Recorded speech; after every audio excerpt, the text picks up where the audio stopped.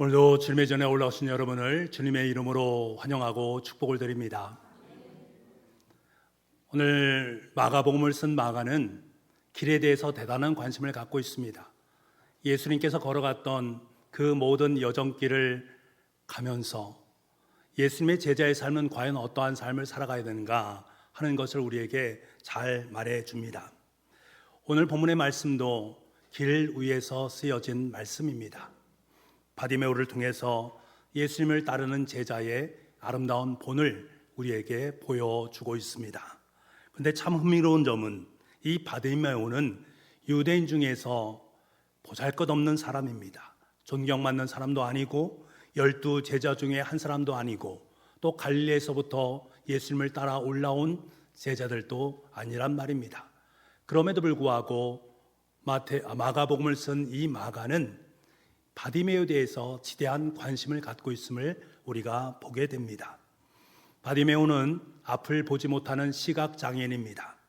이 글을 쓴 마가는 이 바디메오에 대해서 지대한 관심을 갖고 있는데 그의 모습을 정확하게 기술하고 있습니다. 그의 이름을 디메오의 아들인 맹인, 거지, 바디메오라고 정확하게 기술하고 있습니다. 예수님 당시의 유대인들의 사고방식에 따르면 장애를 가지고 태어나거나 아니면 후천적으로 장애를 갖는 사람들은 문제가 있다라고 여겼습니다. 사실 하나님으로부터 저주를 받고 버림을 받은 비극적인 뜻을 품고 있습니다. 장애인 자신이 하나님께 죄를 지었던지 아니면 부모가 죄를 지었던지 조상이 죄를 지었던지 분명하게 죄를 지은 결과로 장애가 있다라고 믿었단 말입니다. 이런 상황 속에서 장애인들은 늘 이중고를 겪을 수밖에 없습니다. 그들은 하나님께 죄를 지었기 때문에 하나님께 버림받았고 하나님께 버림받았기 때문에 사람들로부터 손가락질을 당했습니다. 외면을 당했고 배척을 당했습니다. 당시의 통념상 죄인과 함께 거하는 것은 상당히 꺼려졌습니다. 왜? 하나님께 벌을 받을 것을 염려했기 때문입니다. 그러니까 이들은 하나님께 버림받았고 사람에게 배척을 당하는 이중고의 아픔을 겪어야만 했습니다. 여러분 혹시 타인으로부터 소외를 당해본 경험이 있습니까? 예를 들면 여러분 이런 경험을 한번 해보셨습니까? 내가 속한 공동체가 있는데 그 공동체에 속한 내가 함께 이야기를 나누고 있는 그 가운데 제가 그 자리에 싹 들어갔더니 사람들이 함께 왁자질 걸 재밌는 얘기를 하다가 그만 그 말을 딱 끊고 아무도 모르는 채 나를 인식하지 않은 척 하는 모습들을 여러분 경험해 보셨습니까? 사람들과의 관계 속에서 은근히 내가 따돌림을 당하고 있구나 라고 여기신 적이 여러분 있지 않습니까? 그때 여러분의 심정이 과연 어떠했습니까? 이런 경험을 당하게 되면 왠지 왕따와 같은 느낌이 들어서 상당히 마음이 몹시 어렵습니다. 장애가 없는 사람도 이런 경험을 하는데 하물며 예수님 당시에 장애를 갖고 있는 바디메오가 겪었을 그 고통의 무게는 얼마나 크겠는가 하는 것입니다. 마가는 이 바디메오에 대해서 한마디로 이렇게 표현합니다. 맹인 거지라고 말입니다. 맹인 거지라는 이 표현 속에 담겨진 바디메오의 슬픔과 아픔과 눈물을 우리는 읽어낼 수 있어야 됩니다. 어제는 장애인의 날이었습니다. TV를 보는 중에 장애인분들이 서울 지하철 출근길에 시위를 벌이면서 장애인들의 인권을 주장하는 그 모습을 바라보았습니다.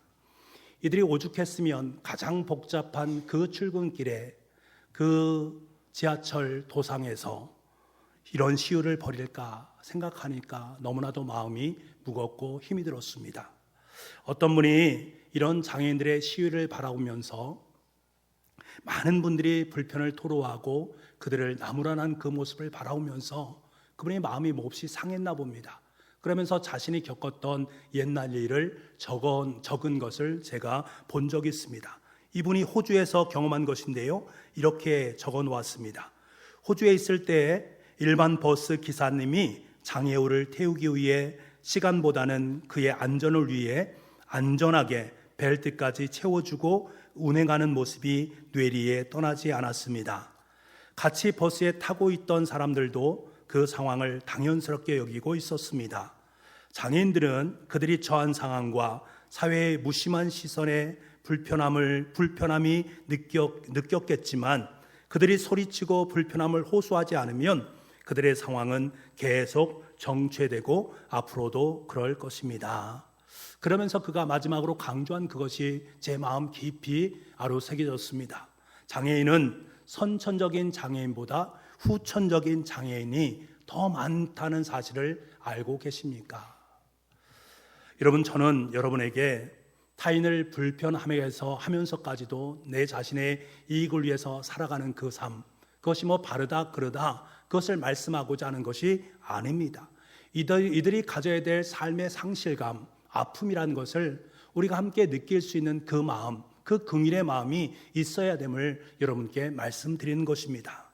맹인거진 아마 장애 때문에 부모로부터도 아마 버림을 받았을지도 모릅니다. 그를 받아주는 사람도 아무도 없고 그에게 손을 내밀면서 따뜻하게 환대해 주는 사람도 아무도 없습니다. 그저 하루하루 동양 생활을 하면서 하루하루의 삶을 연명해 갈 수 없는 그의 모습이란 말입니다. 저는 오늘 말씀을 묵상하면서 바디메오가 46절 말씀에 길가에 앉았다가 라는 구절을 만나고 나서는 이것이 저에게 너무나 마음 저려왔습니다. 이것이 얼마나 저의 마음을 저려오게 했는가 하면 이 말 속에는 현실을 살아가고 있는 바디메오의 모든 인생의 슬픔, 아픔, 그 고난이 다 담겨져 있다라고 여겨졌기 때문에 그렇습니다. 길가에 앉았다가, 여러분 지금 바디메오가 어디에 앉아 있습니까? 길가에 앉아 있습니다. 길가는 인간이 살아가는 중심에서 벗어난 자리입니다. 길의 한복판에서 벗어나서 변방으로 내몰릴 수밖에 없는 길의 가장자리란 말입니다.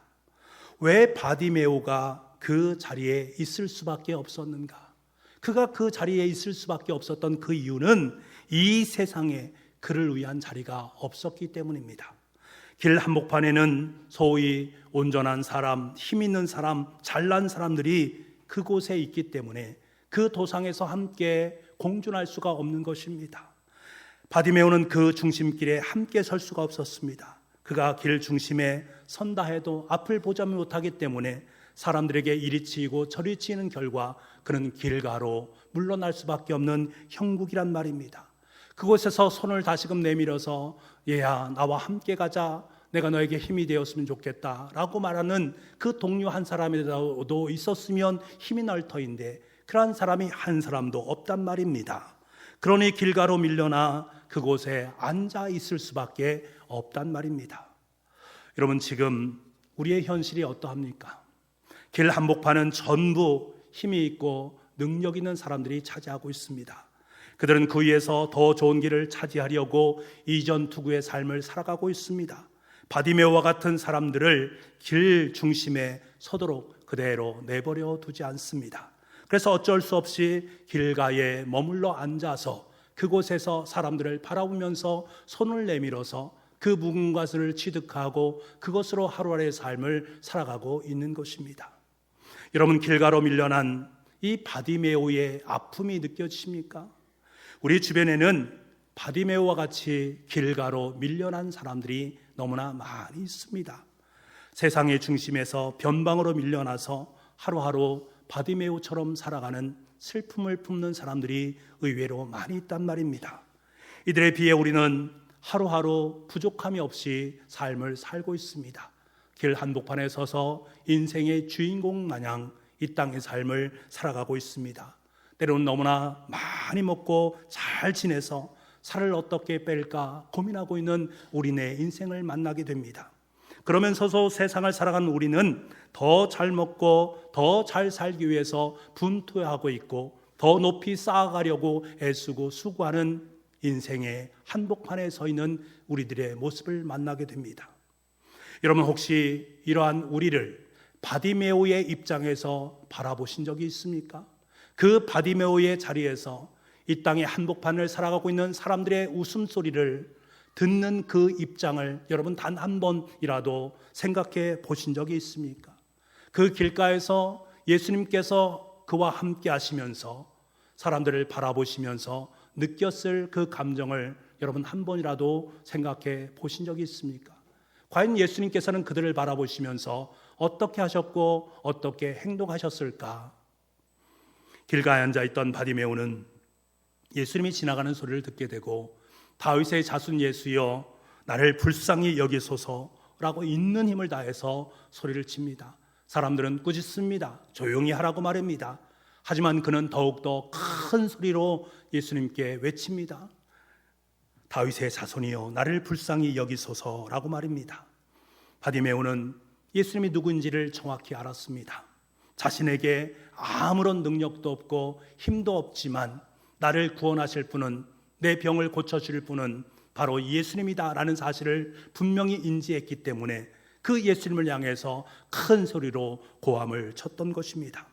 예수님은 그 소리를 들으시고 그를 데려오라 말씀하시고 그는 곧장 자신의 겉옷을 벗고 예수님에게로 나오게 됩니다. 그때 예수님께서는 그에게 묻습니다. 내가 무엇을 하여 주기를 원하느냐? 그는 대답합니다. 보기를 원합니다. 다시 말하면 구원받기를 원합니다 라고 고백합니다. 이때 주님은 그의 눈을 고쳐주십니다. 여러분, 바디메오는 길가에 앉아있다가 치유하시는 예수님을 만났습니다. 세상의 중심에서 예수님을 만난 것이 아니라 길가, 어두운 곳, 낮은 곳에서 빛 대신 예수 그리스도를 만나 치유함을 경험하게 된 것입니다. 얼마나 신비한 일입니까? 오늘 바디메오의 이야기가 있기 전에 그 말씀 앞에는 두 가지 이야기가 함께 나오고 있음을 보게 됩니다. 바디메오 이야기와는 사뭇 다른 두 이야기, 재물이 많은 청년의 이야기와 높아지고자 하는 제자들의 이야기가 함께 등장하고 있습니다. 예수님께서 바디메오에게 내가 무엇을 하여 주기를 원하느냐라고 물었지 않습니까? 그때 바디메오는 지체 없이 대답합니다.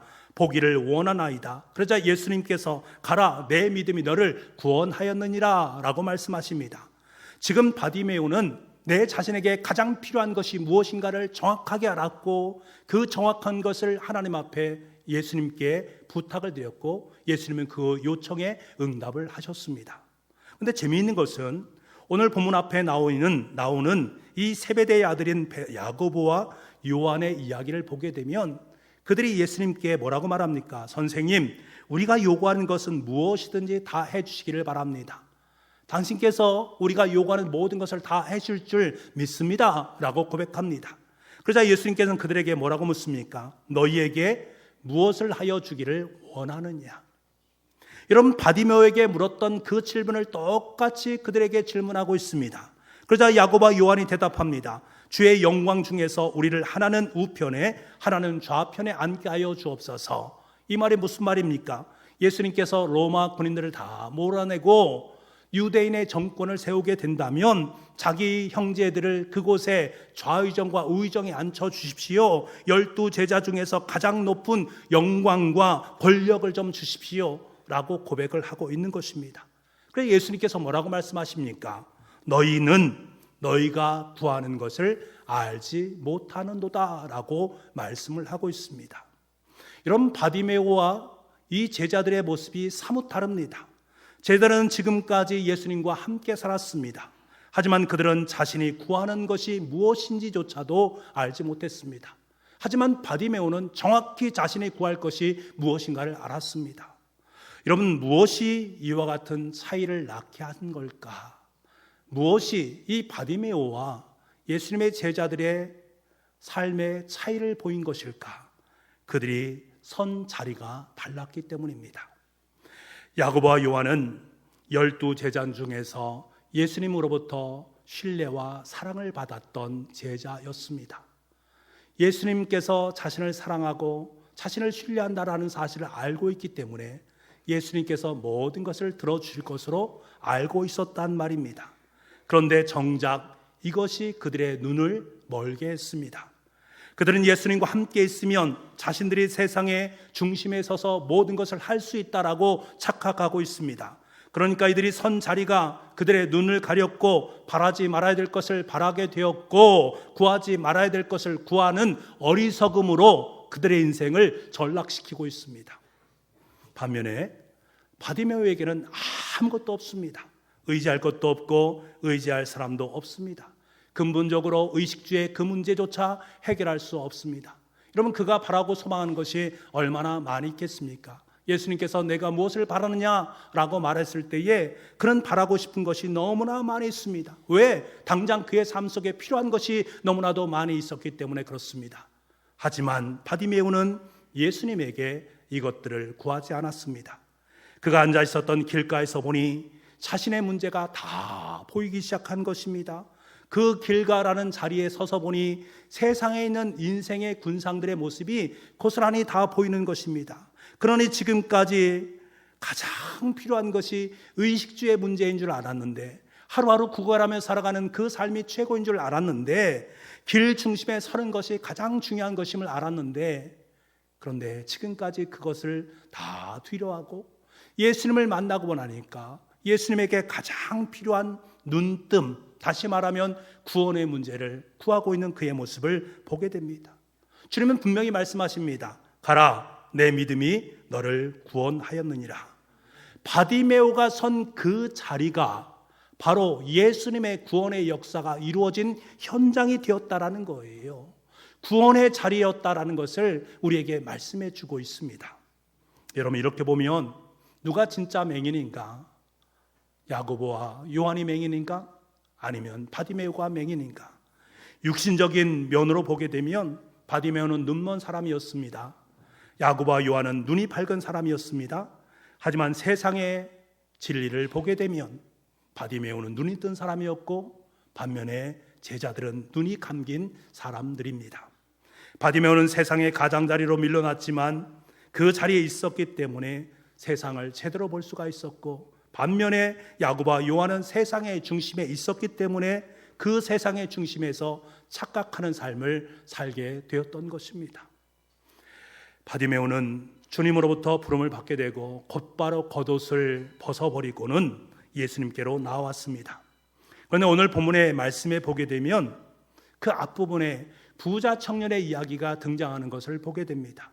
이 부자 청년은 재산을 버릴 수가 없어서 예수님 앞으로 나올 수가 없습니다. 예수님의 부르심에 응답할 수 없습니다.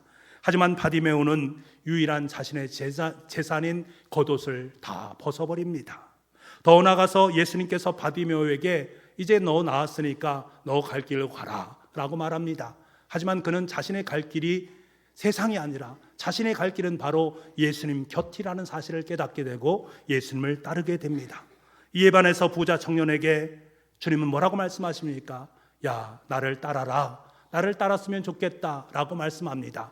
하지만 그는 근심이 됩니다. 자신이 가지고 있는 그것으로 말미암아 근심해서 예수님을 따르는 자리가 아니라 예수님을 벗어나서 원래 자기의 자리로 돌아가는 그의 모습을 보게 됩니다. 지금 마가는 무엇을 말합니까? 진정한 예수님의 제자는 부자 청년도 아니라는 거예요. 예수님의 제자인 야고보와 요한도 아니라는 것입니다. 진정한 예수님의 제자는 바로 맹인 거지 바디메오다. 제자들도 따르지 않은 그 길, 예수님의 길을 비참한 상황 속에 놓여있는, 길가에 놓여있는 그가 예수님을 따랐다. 그 마음을, 그 바디메오의 심정을 우리에게 말해주고 있습니다. 우리는 이 시점에서 내 자신에게 질문을 던질 필요가 있습니다. 과연 나는 바디메오처럼 제대로 보면서 삶을 살고 있는가? 바디메오처럼 있어야 될 그 자리에 내가 서 있는가 하는 것을 물어야 됩니다.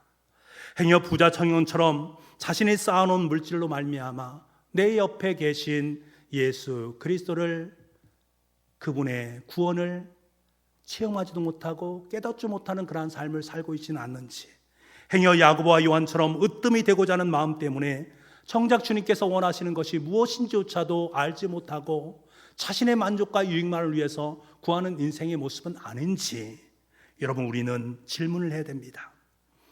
눈은 참 중요한 것 아니겠습니까? 물질을 바라보는 것이 바로 눈이기 때문에 그렇습니다. 그런데 이 물질을 바라보는 육신적인 눈만큼 중요한 것은 바로 마음의 눈입니다. 마음의 눈은 너무나도 중요합니다.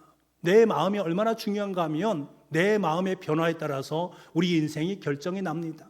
내 마음의 눈이 밝게 떠개지면 내 상황 속에 있는 그것들이 내 삶의 자리 속에 천국으로 바뀔 수도 있고 때로는 그것이 지옥으로 변할 수도 있단 말입니다. 잠언의 말씀을 보게 되면 잠언서 15장 13절 말씀에 마음의 즐거움은 얼굴을 빛나게 하여도 마음의 근심은 심령을 상하게 하느니라 라고 말씀합니다. 이만큼 마음의 눈이 얼마나 중요한가를 우리에게 말씀해 주는 대목입니다. 여러분, 바디메오의 육신의 눈은 어떤 것입니까? 어둠뿐입니다. 보이는 것이 하나도 없습니다. 오직 어둠 그 자체가 바로 육신적인 맹인 바디메오의 눈이었습니다. 아무것도 보이지 않고 그에게 들려오는 것은 세상의 냉대와 멸시뿐입니다.